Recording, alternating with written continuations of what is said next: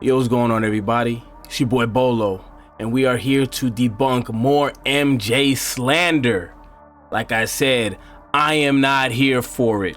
So we have We Done With the 90s Instagram page trying to screenshot this and say, look, MJ, he's just a chuck. He doesn't care about getting his teammates involved. He's gonna just shoot no matter what. So I'm here to provide context as usual, and unfortunately I gotta bring LeBron James in here, not because I want to, but because these pages, that's their ulterior motive, is to denigrate and diminish MJ to try and prop up LeBron. Well, I'm gonna show you LeBron did this, but worse, and actually exposes the lie about him not having any help in Cleveland, and I'm going to prove it. But let's get with the post. Scottie Pippen said Jordan Kruger belittled his teammates and was a horrible person to play with. This stat line in 2 games shows you just how disrespectful to his teammates he really was. 20 for 66 in 2 games is garbage. Big trash. I'm not going to disagree with you there, buddy. Those are bad numbers. Must have been going off that beer, butter, and Newport's 100s gambling special. Ain't no party like a Peak Town party. Okay, so as you can see, the numbers are not very good, okay? But let's look at the actual box score. So this is the first game, right? Where they lost against the Miami Heat. Tough defensive team back then. Tough defensive team, okay? Michael went 9 for 35, 25%, not very good. Dennis Rodman, a surprising 6 for 13. Played well, extremely well, especially for him, who's offensively deficient, we'll say. But look at the second best player on the team.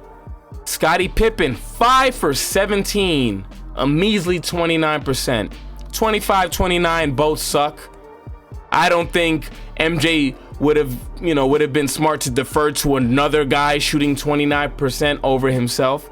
Ron Harper was a dazzling 2 for 9 at a incredible 22% clip. Luke Longley, I mean, yeah, he's 3 for 4, but let's be real. You're not going to be feeding it to Luke Longley to create his own shot. Steve Kerr, 1 for 1. Tony Kukoc, 0 for 1. I mean, realistically here, who was he gonna pass it to when you're trying to win the game when Scottie Pippen's not on fire? Everyone else kind of gets points as the game goes along. Michael Jordan gets double teamed, goes for a pass, a rebound, a kick out, things like that. That's how the rest of the team are gonna get their points. Him and Scottie are the ones that create, and both of them were not doing well. So that's the first game. The second game, where he shot terribly again. They won this game by 13. Jordan goes 11 for 31, 35%. Better than the last, but still pretty trash. Dennis Rodman, 3 for 7. Can expect that. Luke Longley, 6 for 8. But like I said, he's not a guy that you throw it in the post and he starts making his own moves. He's not that kind of guy. Ron Harper, who was a very off and on kind of guy, 6 for 9. Great, played well. But Scottie Pippen, the guy that Jordan could say, look, I'm not hitting right now. I'm going to need you to pick up the slack. Plays basically 7 minutes. Tony Kukoc, who you would think is probably the third best offensive option, 3 for 10. Are you really going to trust Bison Dele? I don't care if he's 4 for 7. Are you going to say, come on, bring it home, big fella? No, you're not. So honestly, yeah, he was 11 for 31, but Scottie's not playing. And everyone else is a hot and cold or really not a viable offensive option on a play-by-play basis. So I really have no problem with either of these games. But like I said, context has to be brought up.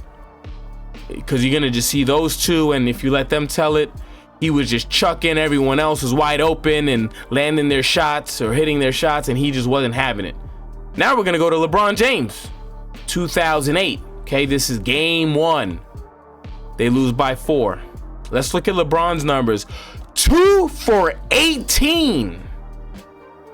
2 for 18.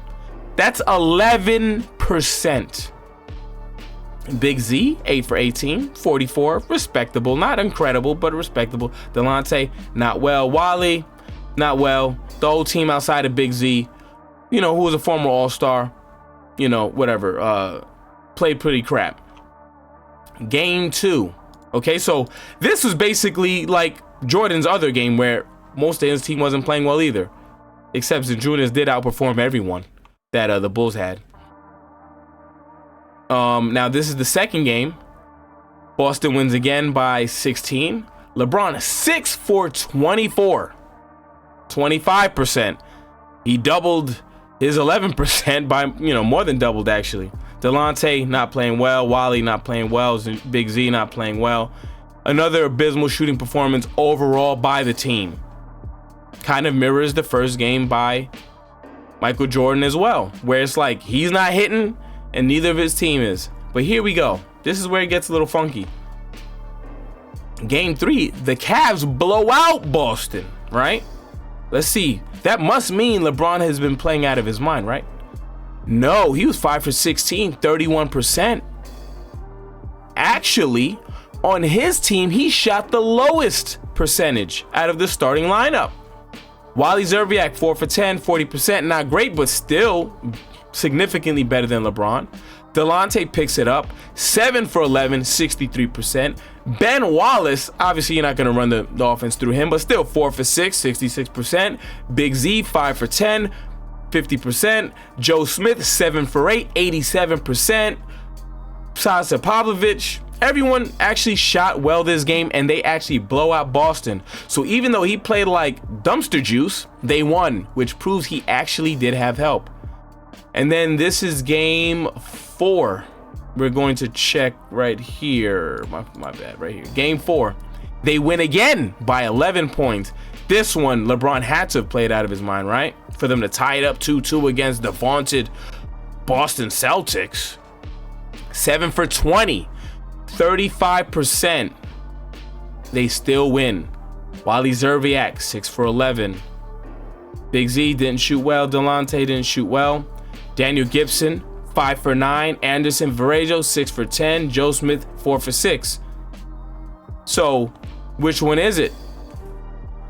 Are the stars supposed to just stop shooting just because they're not having a hot hand, or they're going to keep shooting?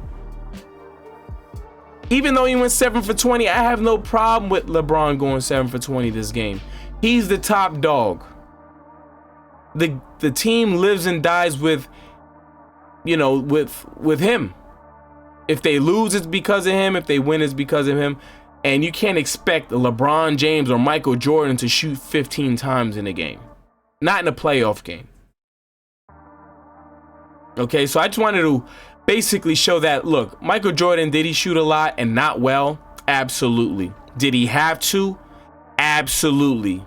Was he supposed to stop shooting, especially in the second game where his second best player is gone after the first 7 minutes? He's supposed to just trust a bunch of people that are not used to creating their own shot to all of a sudden start just giving him the ball like, all right, guys, do your thing? No, he's not. And LeBron didn't do it here. But even though for 4 straight games he shot terribly, they still won 2 of the games. Okay? But yeah, that's my thought. I'm just here out debunking these bogus, out of context clips and claims from these Instagram and YouTubes. And I'll be back next time. I'm out.